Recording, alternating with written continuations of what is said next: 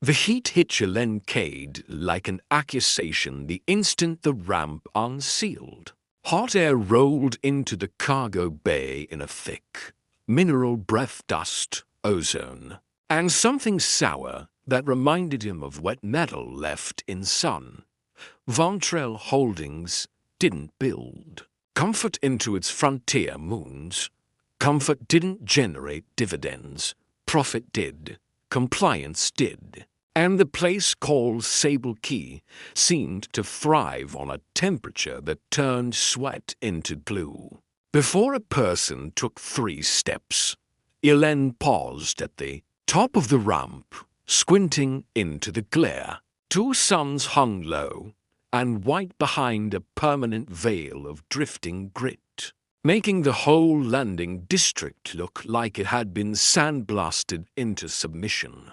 Somewhere behind him, the Wayfarer's luck wheezed as her overworked cooling coils tried to convince the atmosphere to take pity. The luck sat on her struts like a stubborn animal that refused to die. 76 years old, registered as a Moroline hauler, patched with mismatched alloy plates and the kind of welding you did when you weren't too broke or too proud to pay for proper work. A ship held together by improvisation, profanity, and Jelen's refusal to admit that retirement might apply to anything he owned. But she flew. She kept cargo mostly intact, and for 14 years, she'd never hauled people as product. Yelen kept that record the way some people kept religion, quietly, without expecting applause, and with a kind of grim certainty that the moment he got sloppy, the universe would collect a debt with interest. Sable Key existed to test that certainty. His fuel allotment was waiting at the deuterium pumps on the far end of the port. A straight walk of the port's navigation beacons hadn't decided to have a nervous breakdown. The moment he'd dropped out of drift, the Lux Nav suite had thrown an error string so long it looked like a confession. The fix had been simple: reset the plasma coupler, clear a corrupted root cache.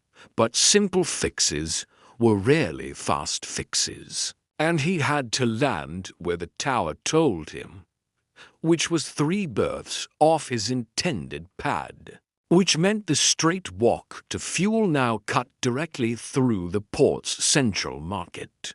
Yelen stood at the edge of the landing district and considered paying the bribe fee for a berth transfer just to avoid it. The market's sound rolled toward him, a polyglot churn of voices, barking advertisements, mechanical chimes, and the low electric thrum of containment fields. He could taste the crowd from heron-washed bodies, spice smoke, engine exhaust, desperation salted with cheap alcohol. A sign over the market entrance flickered. Trade District. Vontrell Authorized Commerce. Authorized. Sure, he muttered to himself. Shortcut, like the word might absolve him. Then, walk fast. Eyes forward. He'd done this before. Every frontier port had the same anatomy. The Concorde's laws were ink on paper, and paper didn't stop hungry people from doing what hungry people did. In places like this, slavery wasn't called slavery. It was called contract acquisition, indenture, asset transfer. Words designed to make evil look like paperwork. Yelen stepped into the crowd.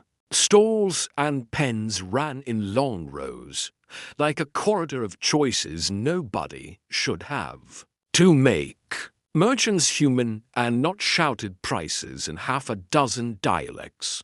A 6-limbed trader with mirrored goggles waved a tray of twitching bioluminescent eels and promised they'd sing you to sleep. A hunched station worker in grease-streaked coveralls argued over the cost of a replacement air filter, like the argument was the only control. He had left in his life. Jalen kept his gaze locked on the distant glow of the fuel depot's sign. Don't look. Don't engage. Don't be the kind of person who thinks you can fix everything. Somewhere to his left, a child cried thin and exhausted. The sound of someone who'd spent their tears like currency and was down to scraps. Jalen's jaw tightened. He kept walking. Fresh intake. A vendor's voice boomed in standard, skilled, trained, disease scans certified. He heard the word intake and felt something in him flinch. He told himself he was imagining it, because imagining was easier than acknowledging. His boots crunched on gritty permacrete. Just a few more rows, he thought.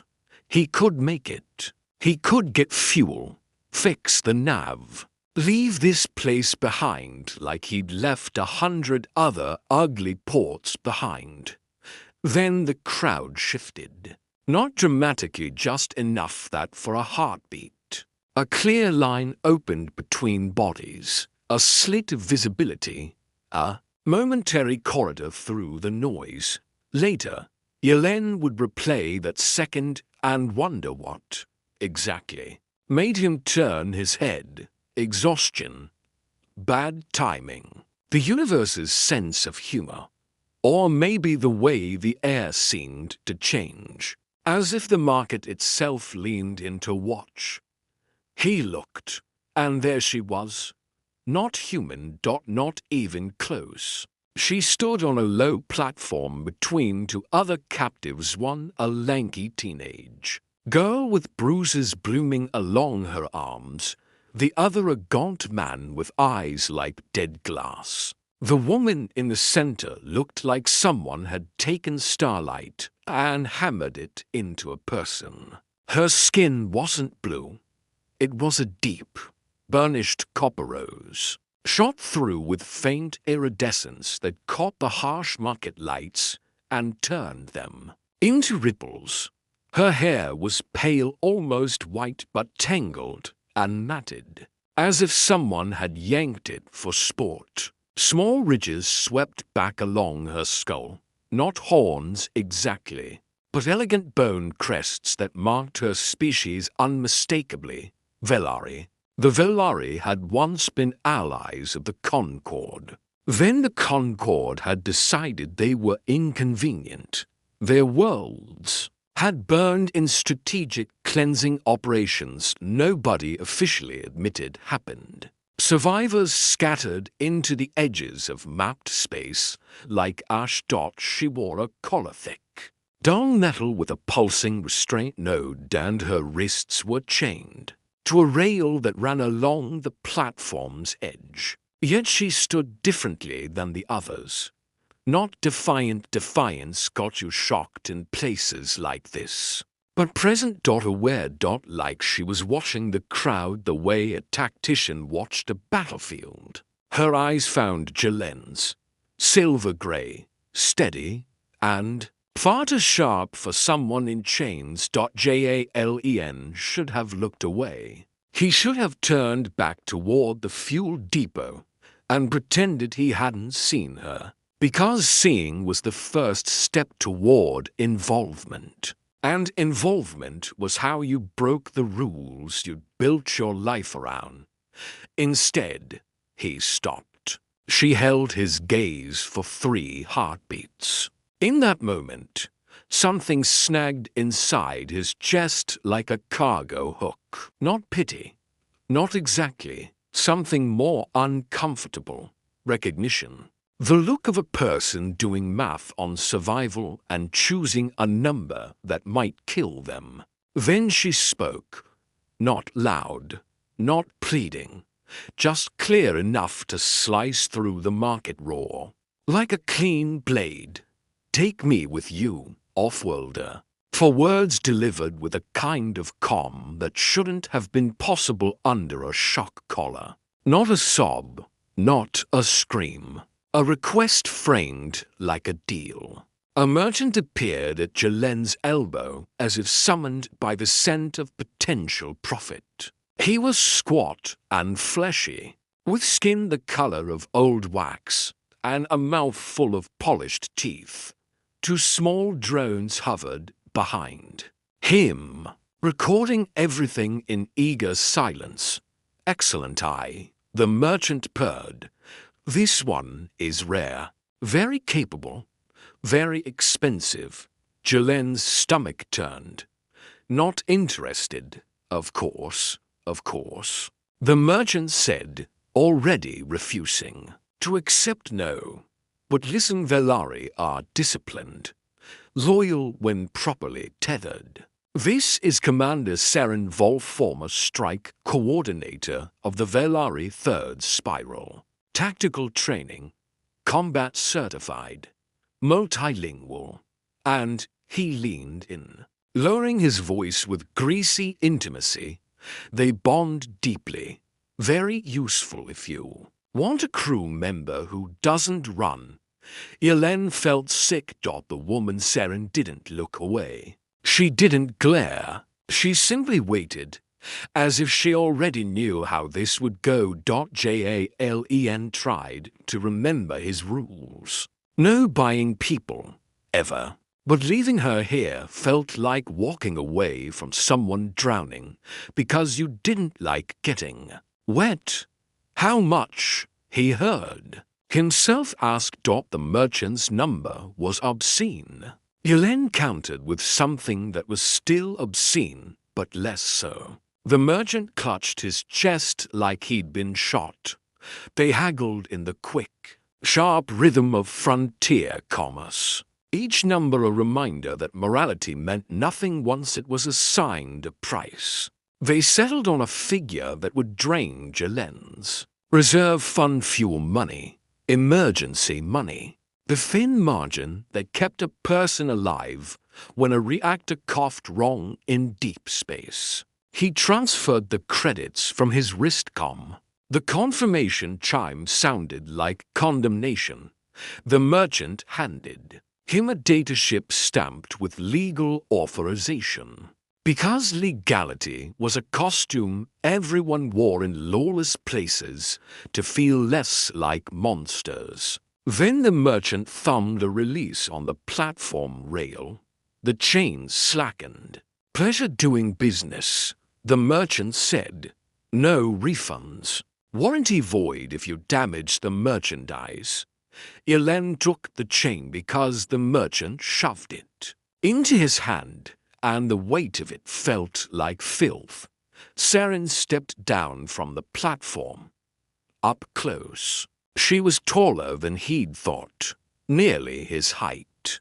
Her build lean and hard in a way that spoke of training rather than hunger. Faint markings spiraled along her forearms, tattooed lines that looked like star maps.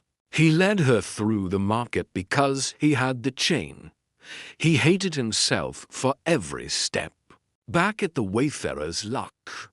The ramp sealed with a hiss, the noise and heat cut off, replaced by the familiar recycled air of a ship that had seen too many ports and not enough. Maintenance. Jalen dropped the chain like it burned him.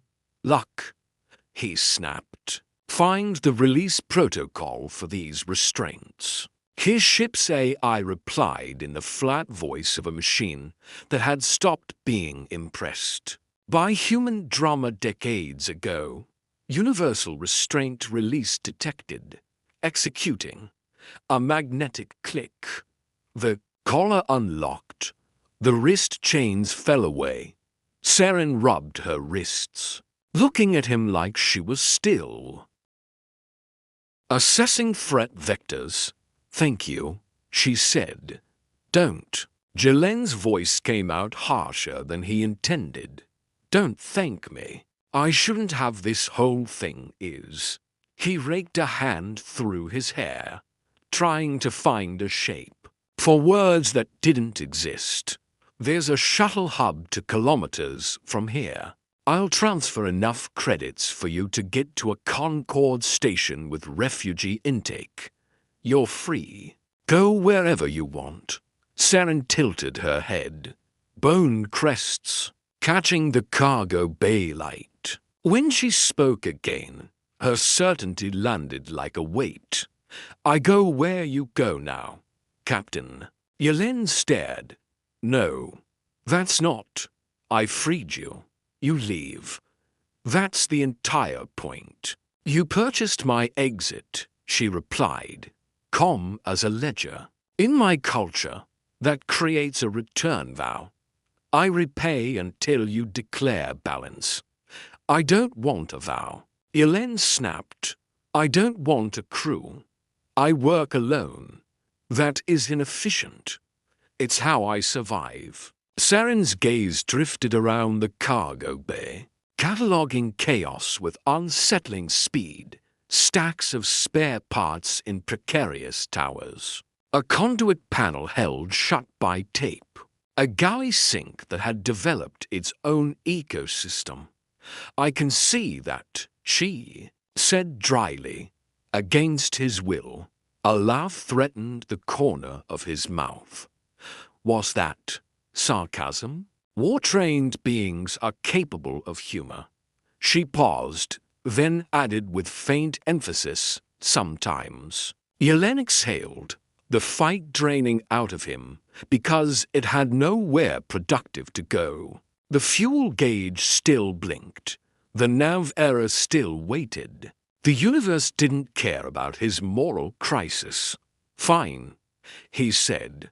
You stay until the next major station. Then you're gone. Deal. Saren's expression didn't change. But something bright flickered in her eyes. Understood. The way she said it made him certain he'd just agreed to something with hidden clauses. 3 days later, the Wayfarer's luck looked like someone else's ship.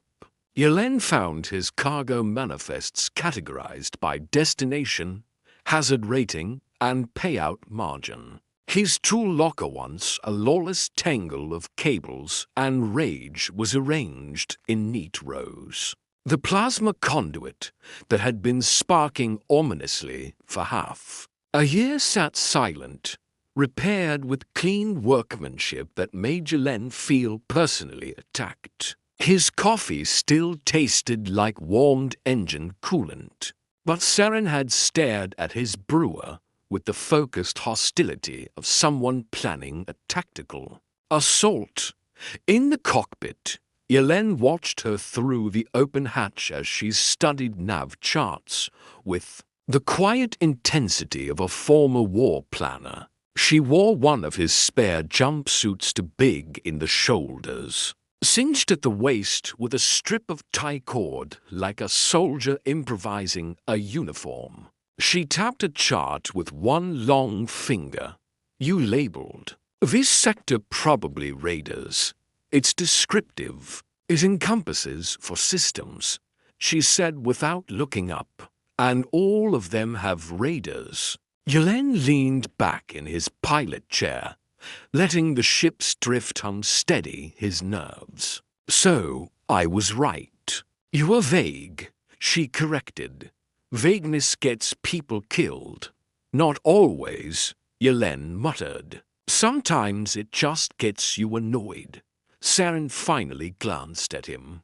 Annoyance is survivable. They cruised through drift space toward Edalon Station, where Yelen had a scheduled cargo pickup.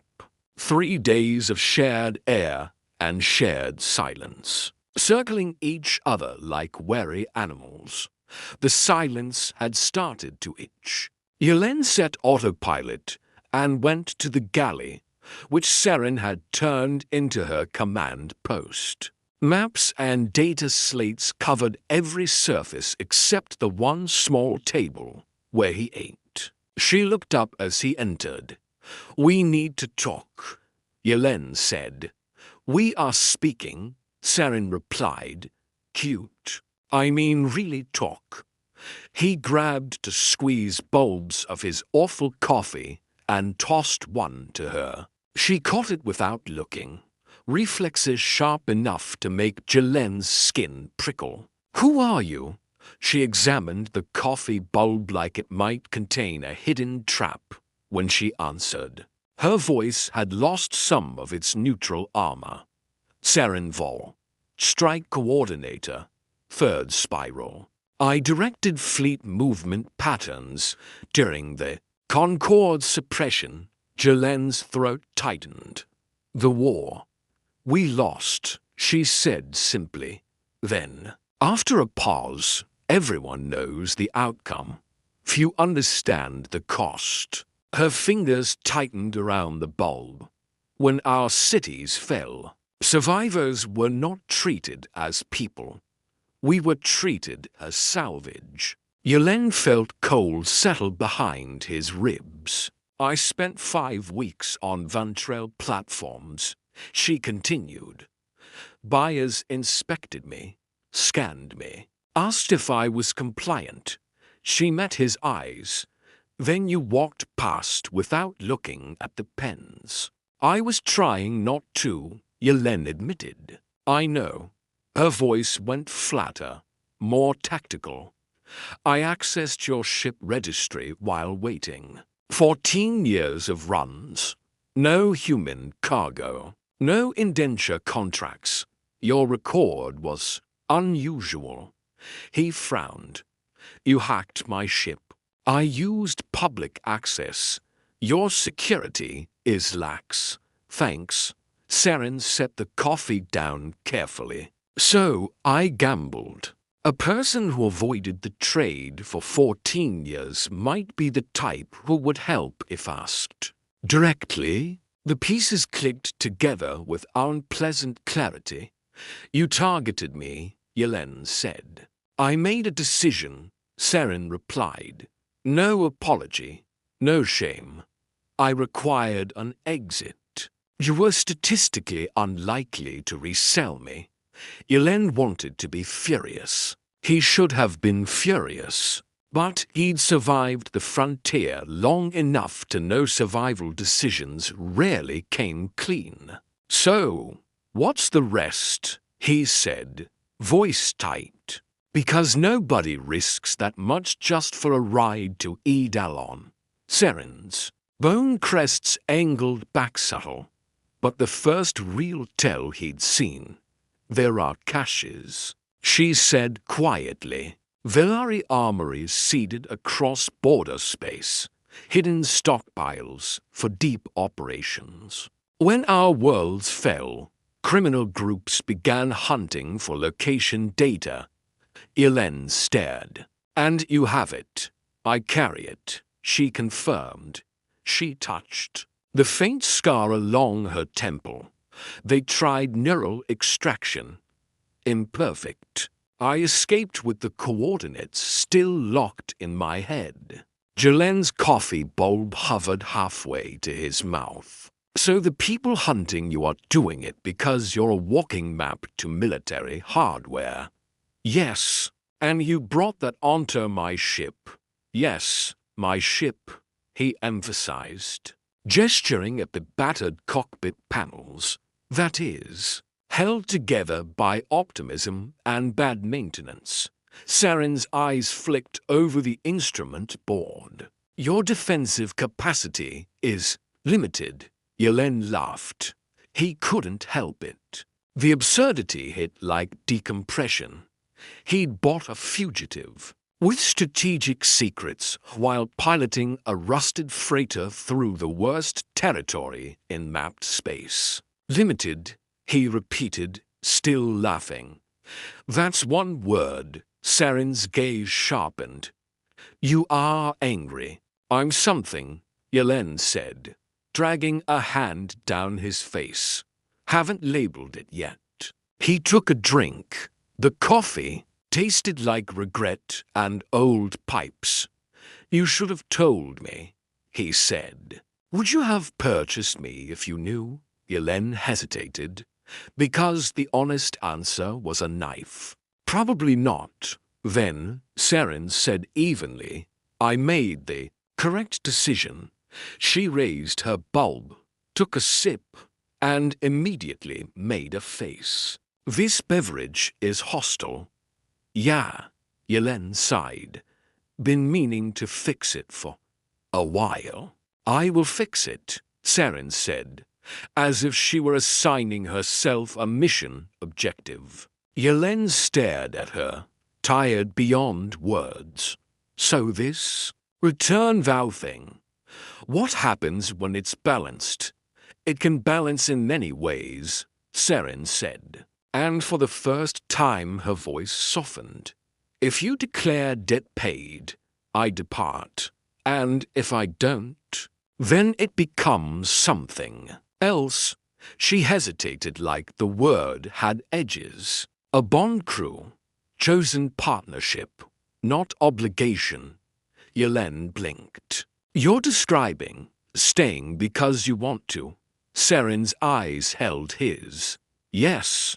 The drift countdown chimed, warning they'd reach Idalon's mass shadows soon. Yelen rubbed his temple. My life was simpler. 3 days ago. It was less efficient, Seren said, deadpan. He barked a short laugh. You're going to get me killed. Possibly, she agreed. But we will be organized when it happens. Idalon station smelled like disinfectant, fried protein, and expensive lies. Yelen moved through the corridors with Seren half a step behind him. She tucked her pale hair under a maintenance cap. That did nothing to hide the distinctive sweep of her crests. People stared anyway.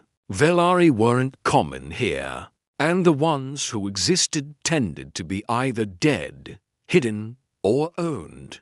Everyone is observing me, Seren murmured. Yeah, Yelen muttered. Your disguise is minimal. A full facial mask would reduce recognition. It would also scream, I'm hiding, Yelen said, which is basically an invitation for security to get curious.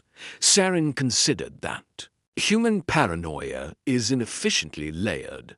Welcome to civilization. They entered a dim bar tucked into the commercial ring, the Gravity Knot, famous for cheap drinks and information sold at a markup. Yelen spotted his contact in a back booth. A hand clumped onto Yelen's shoulder. He turned to find a drunk, broad-shouldered station rigger swaying on unsteady feet. The man's eyes landed on Seren, Velari. He slurred, words thick. Heard they break easy if you. Seren moved. One moment she was behind Yelen. The next she had the man's wrist captured, twisted into a lever lock so cleanly the drunk didn't even realize pain existed, until his knees hit the floor. There are 11 ways to fracture a human wrist. Using basic leverage, Seren said conversationally. This is the third. The bar went quiet. Even the music seemed to flinch. The drunk's face went pale. Okay, sorry. Apologize, Seren instructed. I apologize, he gasped. Seren released him. He scrambled away, clutching his wrist, and fled toward the exit like the floor had become lava. Yelen stared at her. What's that? Inappropriate for your customs, Seren asked, genuinely uncertain. You just politely threatened him with anatomy lessons, Yelen said. So, depends who you ask. I used restraint. You quantified restraint. Yes. Yelen exhaled, then couldn't stop a grin.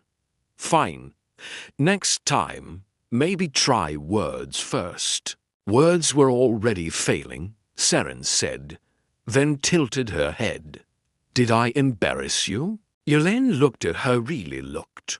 3 days ago she'd been in chains. Now she was worried about his feelings after defending herself. Not even a little, he said. Come on, let's get my cargo sorted before you demonstrate more mathematics. His contact, Rafe Danner, was human, late 50s, with the weathered look of someone who'd slept more nights in vacuum than in beds. Rafe's eyes flicked to Seren, new crew. Nav specialist, Yelena said quickly. Sliding into the booth, Seren sat beside him with an alert posture that made the booth look too small. Rafe pushed a data pad across the table. Run to Solace Belt, medical crates, quiet origin. 10,000 credits, half up front. Yelena scanned the manifest. Grey market pharmaceuticals, legalish depending on which authority was bribed. And how recently? When's pickup? Yelena asked. Dock 12, Bay 4, ready now. Rafe's gaze lingered on Seren. You hear the Black Tithe has been sniffing around, looking for something they misplaced. Yelena felt his gut turn cold. They're always looking, he said, forcing his voice to stay bored. It's their brand. Rafe shrugged.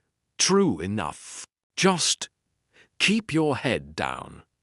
And tell your Varale friend the station cameras are better than she thinks. Seren's expression didn't change, but her fingers tightened slightly on the table edge. They took the job. Credits chimed into Yelena's account like a promise with teeth. They left the bar and headed for the cargo bay. Halfway there, a woman stepped out of a side corridor like she'd been waiting for them all along.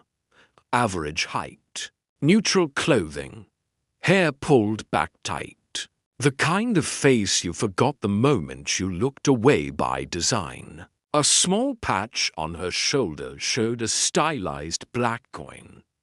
Black Tithe, Captain Cade. The woman said pleasantly, interesting crates you're loading. Medical supplies, Yelena said, keeping his hands visible. Licensed, I'm sure. Her eyes slid to Seren. And that's a striking nav specialist. Seren stepped half a pace forward. I am Captain Cade's navigation contractor. Varale, the woman murmured. Funny. We've been tracking a particular Varale through frontier space, former military, carrying something wheat-like returned. Yelena's pulse hammered. No exits, no cover, too many cameras. Seren saved him from making a stupid move. I believe you are mistaken, she said, voice calm enough to freeze water. I have served Captain Cade for 7 months. Prior to that, I routed cargo lanes for Port Brack. My employment records are complete. It was a lie delivered with such absolute conviction that Yelena almost believed it himself. The woman studied Seren, eyes narrowing slightly, as if reading. Micro-expressions. 7 months, she repeated. Yes, Seren didn't blink. Is there an issue with my documentation? The corridor tension stretched, thin and sharp. Then the woman smiled small, polite, empty. No issue. We like to know who moves through our territories. She nodded to Yelena. Safe flight. Captain. She walked away. Yelena didn't breathe until her footsteps faded. 7 months. He hissed. Specificity deters scrutiny. Seren said quietly. You just lied to a syndicate operative like you were ordering lunch. I have experience, Seren replied. But Yelena saw the tremor in her hands a second later. When she thought he wasn't watching, Let's load fast, Yelen said. They loaded faster than fast, and they left Edalon station like it might. Bite, an hour into drift, Yelen sat in the cockpit staring at the swirling light of bent space. They know, Seren said from the co-pilot's seat. Yeah, Yelen replied.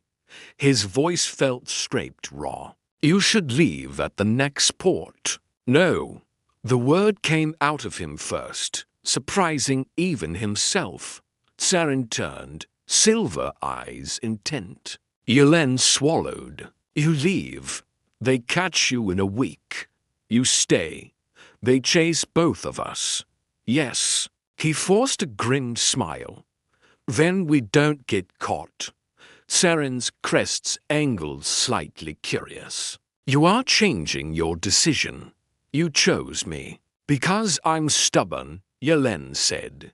Congratulations. You were right. I don't quit halfway through a mess. This is not employment, Saren murmured. No, Yelen agreed. It's worse. It's personal. For a moment, her composure cracked. Something like relief moved across her face and was gone. Thank you, she said softly. Thank me when we survive, Yelen replied. Right now I need a plan. Saren nodded once. Crisp as a salute. Then we discuss the caches, the star vaults. Yelen exhaled.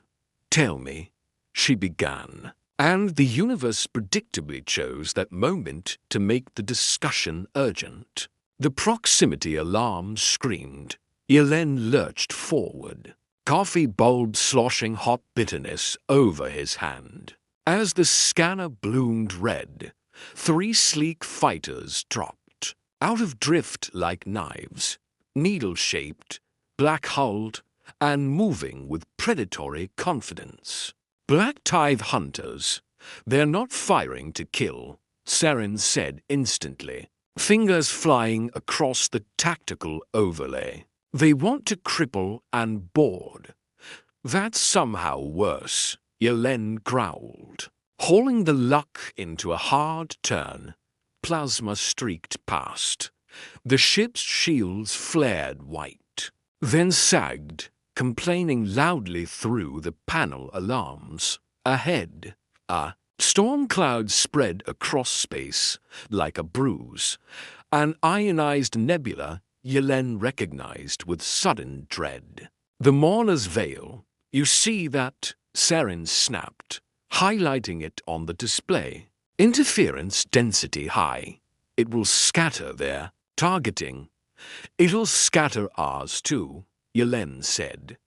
You will fly manually, Saren replied. Like that was unacceptable price. Yelen grinned, sharp and reckless. Good thing I've never relied on instruments for my self-esteem. Focus on survival, Saren said. Humor later. Humor is how I survive, Yelen shot back. Then survive efficiently. She rerouted auxiliary power, hands moving with the ease of someone who'd done this in battles where ships died by the dozens. Aft shields reinforced, port thrusters at 68%, compensating. Another plasma burst grazed them. The Wayfarer's luck shuddered, protesting like an elderly animal forced to sprint. How long to the Veil? Yelen asked. 2 minutes at current velocity, Saren replied. They will disable us in 1. Yelen's gut clenched. Ideas? Saren's eyes flicked to the engine graph. They calculate intercept vectors, based on constant acceleration. When I say now cut engines and rotate 30 degrees, that'll kill our momentum. That is the point. Yelen nodded, jaw tight. He waited for her cue. Now, he killed main thrust. The luck lurched as inertia carried them forward. He spun the ship on thrusters alone. rotating just enough.